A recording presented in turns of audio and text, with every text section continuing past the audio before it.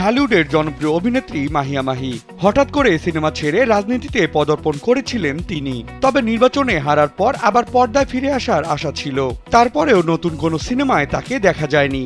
অবশেষে চলতি বছরের জুনে চুপি চুপি দেশ ছেড়ে যুক্তরাষ্ট্রে পাড়ি জমান মাহি।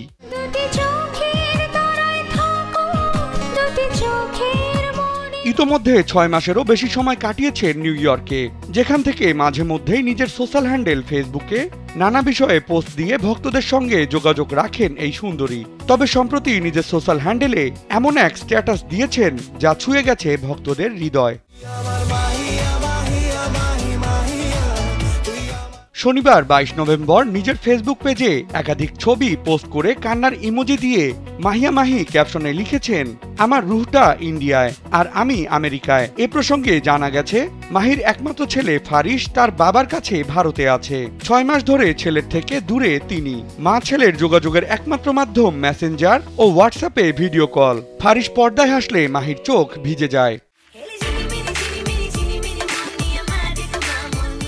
যুক্তরাষ্ট্রের নিউ ইয়র্কে আলো ঝলমলে নগরীতে থেকেও মাহির কাছে মনে হয় তার সবকিছু ফাঁকা, কারণ তার রুহ পড়ে আছে ভারতে। সেই পোস্টে ছোট্ট ছেলে ফারিসকে নিজের রুহ বলে সম্বোধন করেন মাহি।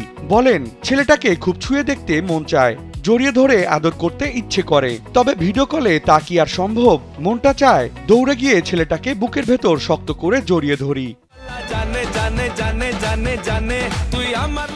বিনোদন ডেস্ক, কালবেলা।